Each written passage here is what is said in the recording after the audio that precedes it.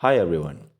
Do you know what is Suncatcher project and do you want to know what that project means to the world? But before starting that, I want you to know what is data center. A data center is a specialized facility that houses computer servers, storage system and networking equipments. It's the physical backbone of the digital world powering cloud computing, websites, apps, online services and data storage for organization and government. In simple terms, it is where digital information live is processed and transmitted across the internet.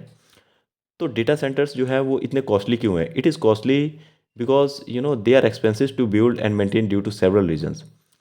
First is infrastructure. They require advance architecture, climate control rooms, backup power system, high speed networking and robust security. Hardware की cost भी बहुत ज़्यादा होती है. ये बहुत ज़्यादा heat generate करते हैं तो इनको एनर्जी की ज़रूरत पड़ती है ताकि ये कूल हो सके. लैंड ऑन लोकेशन की भी ज़रूरत पड़ती है.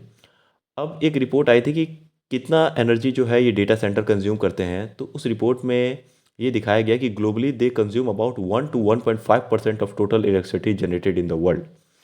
That's why the Google has initiated a sun catcher project. तो sun catcher project refers to solar energy based system design to power data centre sustainably. और सन कैचर प्रोजेक्ट में क्या होगा कि जो डेटा सेंटर्स होंगे वो हमारे अर्थ के ऑर्बिट में होंगे, मतलब वो स्पेस में होंगे, ना कि वो लैंड पे होंगे. अब ये सन कैचर प्रोजेक्ट, इसमें क्या क्या चीज़ें इन्वॉल्व है, तो सोलर पैनल्स होंगे, mirrors that capture sunlight and convert it into electricity और हीट. अगर हम डेटा सेंटर को देखें तो यहाँ पे इलेक्ट्रिसिटी हमें जनरेट करनी पड़ती है ताकि हम डेटा सेंटर्स को चला पाएँ. लेकिन स्पेस में तो 24/7 और 365 जो है आपको सनरेज मिलेंगी. तो उससे सोलर पैनल जो है वो चार्ज होंगे and they will generate electricity. Thermal storage, integration with AI-based cooling system and battery backup to manage power efficiently. अब ये चीज़ जो सन कैचर प्रोजेक्ट है, how it will solve data centre problem. तो सबसे पहला है एनर्जी कॉस्ट जो है वो रिड्यूस हो जाएगी. सेकेंड है it will reduce carbon emission. Third है it will improve energy reliability like solar system with battery storage और hybrid power management ensure uninterrupted uptime. It will enhance cooling efficiency.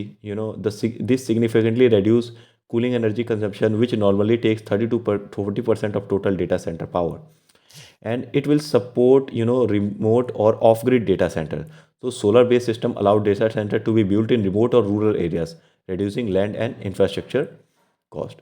तो अगर हम बॉटम लाइन देखें तो sun catcher project represents the next generation of green data infrastructure, जिसमें carbon emission बहुत ज़्यादा कम होगा, इलेक्ट्रिसिटी जो हो बहुत ज़्यादा बचेगी, and it will be renewable solar power, smart cooling and AI based energy optimisation to make data centres cheaper, cleaner and more efficient. Thank you very much, ladies and gentlemen.